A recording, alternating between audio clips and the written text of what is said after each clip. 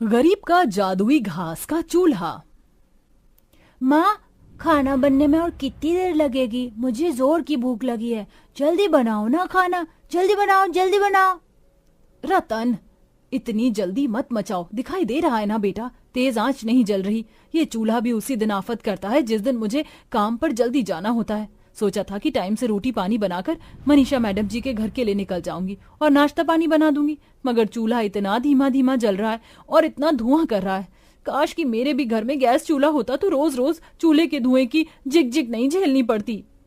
बड़े दुख के साथ ये कहते हुए शीतल चूल्हा फूंक कर आग जलाने लगती है। जहां आस पड़ोस में रहने वाले सबके घर में गैस चूल्हा था, शीतल के घर परिवार की दशा बिगड़ी हुई थी, जिसमें मियाँ बीवी, 2 बच्चे और बूढ़ी कैलाशी सास थी, जो किसी तरह 2 वक्त की रोटी कमाते खाते दिन गुजार रहे थे। शीतल, खाने को कुछ बन गया हो तो दे दो, काम पर जाना है। जी थोड़ी देर बैठ जाइए, खाना बस तैयार ही होने वाला है, फिर सब गरम गरम खा लेना। तभी एकदम से सबकी आंखों के सामने चूल्हा टूट जाता है और कढ़ाई भर की सब्जी चूल्हे के राख में गिरकर सन जाती है, जिससे शीतल की आंखों में आंसू समा जाते हैं। हे भगवान, मैंने कितनी मेहनत से सब्जी बनाई थी, सारी की सारी बर्बाद हो गई।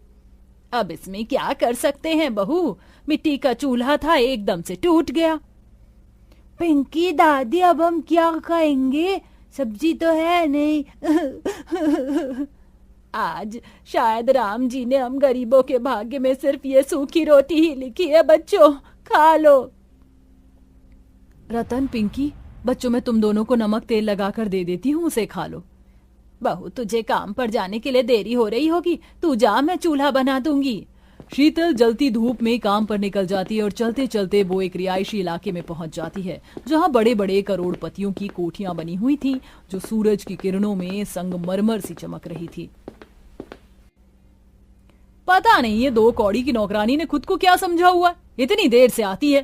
तभी गर्मी से बेहालत, सर से पैरों तक पसीना पसीना हुई गरीब शीतल आकर खड़ी हो जाती है।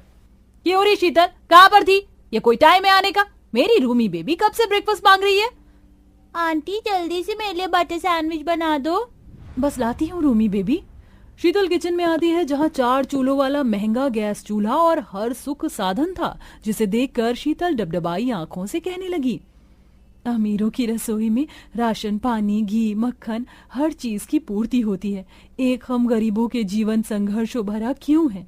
चूल्हा बनाओ, लकड़ी लाओ, धुएं से आंखें लाल लाल हो जाती है, तब 2 रोटी पकती है। दरवाजे से लगकर मालकिन मनीषा ये सुनकर गलत मतलब लेते हुए बोली, 2 कौड़ी की गरीब, तू मेरे किचन को देखकर नजर मार रही थी? निकल मेरे घर से। नहीं मालकिन, भगवान के लिए मुझे गरीब को काम से निकालकर मेरे पेट पर लात मत मारिए ना। मनीषा बिल्कुल तरस नहीं करती और शीतल को निकाल देती है। वह बोझ के मन से घर आती है। क्या हुआ बहू, तू आज बड़ी जल्दी आ गई? मालकिन ने मुझे काम से निकाल दिया माँ जी। दरवाजे पर खड़ा केशव ये सुन लेता है। माँ, मेरा भी काम छूट गया। पर तू कितना मेहनती है केशव, और तूने तो कहा था कि इस महीने के बाद मालिक तेरी पगार बढ़ा देंगे, फिर ये सब कैसे?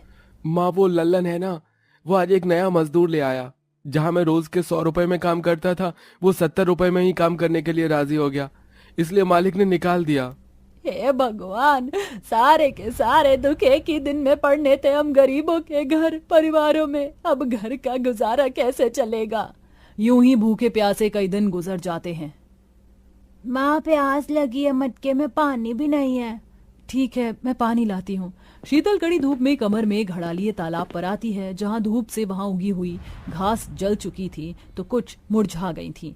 वहीं कुछ सरकारी आदमी केवल पेड़ों में पानी डाल रहे थे। अरे, सभी पेड़ों में अच्छे से पानी डालना। जरा सुनिए भाई साहब, थोड़ा पानी इन घासों में भी डाल दीजिए, कितने मुरझा गए हैं। ये घास थोड़े ना फल देंगे, सूखते हैं तो सूख जाने दो। हे भगवान, तेरी दुनिया में कैसे कैसे लोग हो गए हैं। जो इंसान तो इंसान पेड़ पौधों में 2 आंख करते हैं। अगर पेड़ फल देगा तो ये उसी को ही पानी डालेंगे, और बेचारी ये घास गर्मियों में इंसान को बैठने के लिए ठंडक देती है, इनकी कदर नहीं। इनमें मैं पानी डालूंगी। शीतल तालाब में से कई मटके पानी निकालकर पूरे घासों में छींट देती है, जिससे उसके दिल को सुकून मिलता है। चलो प्यारे घास, अब तुम फिर से हरे भरे हो जाओ। जल ही तो तुम्हारा आहार है ना, लेकिन मेरा परिवार तो इतने दिनों से बिना खाए पिए बगैर है। शीतल जब जाने लगती है तभी एक चमत्कार हो जाता है। घास में से आवाज आती है, रुको शीतल, कौन है जिसने मुझे पुकारा? ये आवाज हम घासों की है। तुमने जिस तालाब का पानी हमें डाला था वो जादुई था, इसलिए हम भी जादुई घास बन गई हैं। इसलिए अब तुम घास का चूल्हा बनाओ जो कभी नहीं टूटेगा। तुम्हारा धन्यवाद प्यारे घास। जाओ शीतल, बहुत जल्दी तुम्हारे घर के दिन बदलने वाले हैं। इस कथ्य को ना समझते हुए शीतल धन्यवाद देकर जादुई घास घर लाकर चूल्हा तैयार करती है। तभी भूखे चेहरे से पिंकी ने कहा, माँ आप जल्दी से हमारे लिए खाना बना दो। तभी अंदर के मन से दुखी होकर शीतल ने दुख जताते हुए कहा, क्या बनाऊं मेरे बच्चों, अन्न का एक दाना नहीं घर में, राशन पानी के बगैर खाना कैसे बनेगा। लेकिन भोलेपन में पिंकी एक खाली पतीली जैसे ही घास के उस चूल्हे पर चढ़ाती है तो वह पुलाव से भर जाता है और सबकी आंखें अचंभा करने लगती हैं। हे कृष्ण मुरारी, क्या लीला है, बिना अनाज के पुलाव कैसे पक गया। दादी दादी, कहीं ये घास का चूल्हा जादू का चूल्हा तो नहीं है। ये पक्का करने के लिए रतन दूसरा बर्तन लाकर चूल्हे पर रखकर इच्छा मांगता है। जादुई घास के चूल्हे, मुझे पनीर वाला चाउमीन खानी है। तभी एक रोशनी फैलती है और बर्तन चाउमीन से भर जाता है। रतन ने एकदम ठीक बोला था, ये घास का चूल्हा जादुई चूल्हा है। तुमने बिल्कुल ठीक पहचाना बुढ़िया माई, मैं जादुई घास का चूल्हा हूँ। अगर किसी को और कुछ खाना है तो ऑर्डर फरमाओ। तभी हिचक भरे होठों से केशव अपने मन पसंद का खाना मांगता है। सुनो जादुई घास के चूल्हे, मुझे पालक पनीर खाने का बहुत मन है, तुम दे सकते हो? बिल्कुल, पालक पालक पनीर पालक पनीर पालक पनीर खाएगा। चूल्हे की जादूगरी से स्वादिष्ट पालक पनीर केशव के सामने आ जाती है। आज कितने वक्त बाद इस गरीबी में अपनी मनपसंद का खाना मिला है। माँ शीतल, आप दोनों भी मांग लो खाना। हाँ प्यारे घास के चूल्हे, मुझे ना आलू पूरी खानी है और मुझको दाल मखनी खाना है। फिर उन दोनों के मनपसंद का खाना भी हाजिर हो जाता है। उस दिन शीतल के गरीब परिवार का पूरा घर जादुई घास के चूल्हे की वजह से भर पेट कर खाना खाते हैं। माँ शीतल, थोड़ा थोड़ा पालक पनीर चख कर देखो ना, कितना अच्छा बना है। नहीं, मुझे तो अपनी दाल मखनी अच्छी लग रही है।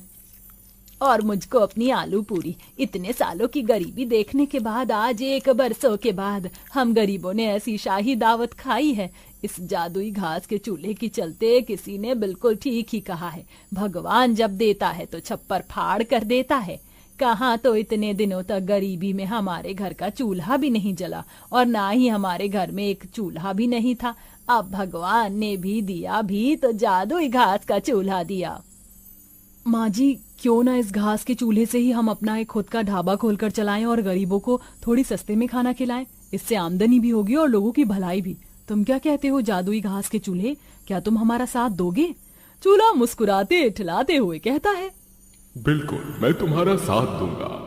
आखिर में चूल्हे का जादू का इस्तेमाल करके शीतल केशव खाने का ढाबा खोल लेते हैं, जिसमें वह हर तरह का आइटम रखते हैं, जहां खाने की स्वाद के चलते खूब लोग आते और उनका ढाबा खूब चलता है। और गुजरते दिन के साथ देखते देखते उनकी गरीबी की जिंदगी बदलकर बहुत अच्छी बन जाती है। जहां जिसके पास देने के लिए पैसे नहीं होते उन्हें फ्री में ही खाना खिलाया करते, क्योंकि जिंदगी भर अगर सिर्फ धन रुपया पैसा ही कमाए मगर किसी की दुआएं नहीं ली तो उसका भी क्या लाभ है।